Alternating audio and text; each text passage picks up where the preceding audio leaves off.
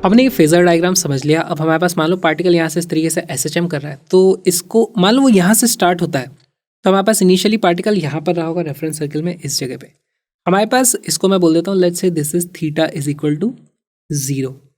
अब यहाँ से हमारे पास देखो, मैं पहली बात तो y की इक्वेशन लिख देता हूँ। y इज इक्वल टू क्या आएगी वैल्यू, यहाँ से मान लो थीटा कभी इतना हो गया थीटा, तो ये जो y है उसको मैं क्या लिख सकता हूँ, y is equal to a का sine theta, y is equal to a sine theta which is also equal to y is equal to a sine of omega t। ठीक है, ऑलराइट। अब थीटा की कुछ वैल्यूज़ हैं जो हमें commonly known values हैं, उनको देख लेते हैं। हमारे पास वैल्यू होती है theta is equal to 30 degree, है ना, this is theta is equal to 30 degree. Next हमारी वैल्यू कितनी होती है, theta is equal to 45 degree. Next हमारे पास वैल्यू कितनी होती है, theta is equal to 60 degree. ये सब वैल्यूज़ कुछ स्पेशल हैं। यहाँ पर हमारे पास एक वैल्यू आ जाएगी theta is equal to 90 degrees. ये कुछ वैल्यूज़ हैं जो हमें पता होनी चाहिए। अच्छा, थीटा की वैल्यू आप 30 डिग्री रखोगे तो हमें ये वाली वैल्यू कितनी मिलेगी, इसकी वैल्यू हो जाती है a sine 30 degree. a sine 30 degree, sine 30 कितना होता है, हाफ। एक्चुअली ये वाली जो वैल्यू है ये आ जाती है हमारे पास a/2। This is a divided by 2।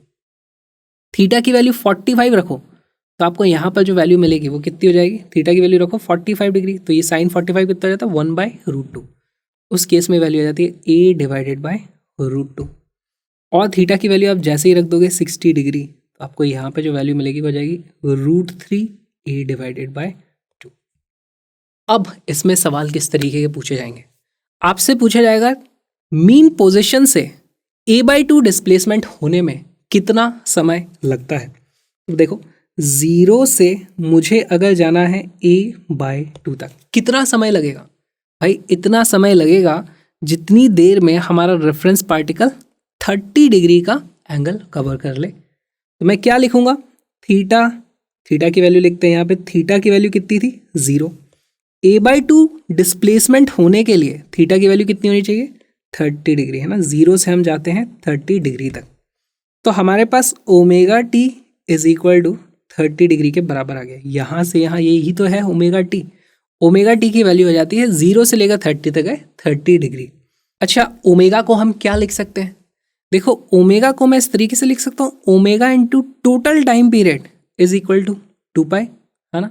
एक टाइम पीरियड में हमारे पास टोटल 2π आ जाता है, या फिर इसी को हम 360 डिग्री भी लिख सकते हैं। तो हमें ये चीज़ पता होनी चाहिए, ओमेगा टी, टी यहाँ पे कैपिटल टी यानी time period is equal to 2π होता है, या फिर उसी को आप 360 डिग्रीज भी लिख सकते हो। तो यहाँ पर देखो मैं लिख दूंगा omega is equal to 360 divided by T. Omega is equal to 360 degree divided by T times T is equal to 30 degree. यहाँ पर ये इस तरीके से कट जाएगा, हमारे पास 12, और हमारे पास टाइम की वैल्यू आ जाएगी t/12। देखो बहुत ही इंपॉर्टेंट रिजल्ट आ गया। मीन पोजीशन से हाफ एम्पलीट्यूड जाने में हमें कितना टाइम लग जाता है, t/12। ये था हमारा केस 1, ठीक है, केस 1। अब एक काम करते हैं, केस 2 देखते हैं। केस 2 में हम a/2 से जाएंगे a तक। कहाँ से कहाँ तक, a/2 हाफ डिस्प्लेसमेंट से पूरा जो एम्पलीट्यूड मैक्सिमम जा सकता है वहाँ तक, ठीक है। तो a/2 पर जब मैं था तो मेरे पास थीटा की वैल्यू कितनी थी, 30 डिग्री, और वहाँ से जब मैं मैक्सिमम यहाँ तक आ जाता हूँ उस वक्त मेरे पास थीटा की वैल्यू कितनी है, 90 डिग्री। तो बेसिकली उतने समय में मुझे 30 डिग्री से 90 डिग्री तक जाना है। मैं क्या लिख सकता हूँ, यहाँ पे देखो थीटा की वैल्यू कितनी थी, 30 डिग्री, यहाँ पर कितनी होती है, 90 डिग्री। मैं लिख सकता हूँ इन दोनों के बीच का जो डिफरेंस है, ओमेगा t2 की वैल्यू आ जाएगी 90 - 30 which is equal to 60 degree.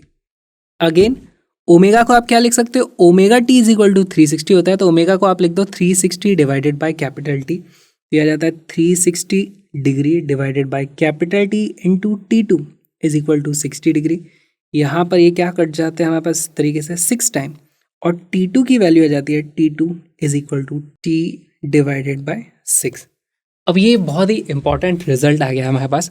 पहली चीज़ तो ये समझो, हमें कहीं से भी, है ना, यहाँ से यहाँ तक का और यहाँ से यहाँ तक का कोई से भी हम टाइम इसी तरीके से निकाल सकते हैं।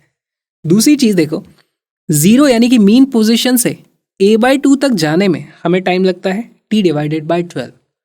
उसके बाद यहाँ से यहाँ जाने में हमें टाइम लगता है t डिवाइडेड बाय 6 के बराबर। दोनों में ही सेम डिस्टेंस है a/2 लेकिन दोनों में अलग अलग टाइम लगता है। और ये होना भी चाहिए, इसको फील करने की कोशिश करो। जब हमारा पार्टिकल इस तरीके से SHM करता है मीन पोजीशन के आसपास, वो बड़ी तेजी से निकलता है। यहाँ पर तो उसकी स्पीड बहुत कम हो जाती है, फिर स्पीड 0 करके वापस भी आने लगता है। तो एक्चुअली इस एरिया में एवरेज स्पीड कम रहती है, यहाँ पर एवरेज स्पीड ज़्यादा रहती है, तो इसीलिए यहाँ पर कम समय लगता है। कितना लगेगा? t/12। यहाँ पर कितना टाइम लगता है? t/6। तो बहुत ही इंपॉर्टेंट रिजल्ट है, इसको आप याद रख सकते हो।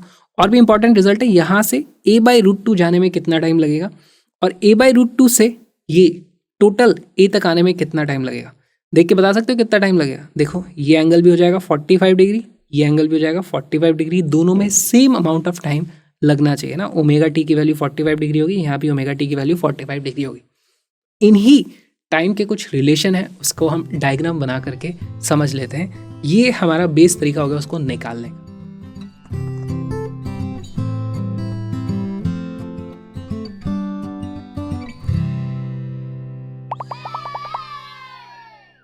A particle executes simple harmonic motion between x is equal to -a and +a.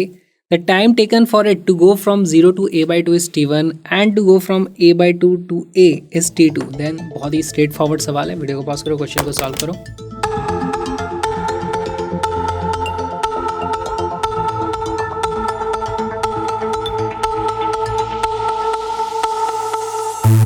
इसका करेक्ट आंसर है ऑप्शन नंबर ए। कैसे आया देखो, 0 से a/2 तक आपको जाना है, फिर यहाँ से यहाँ तक जाना है। तो लेट्स से इसको मैं बोल देता हूँ this is time t1, this is time t2।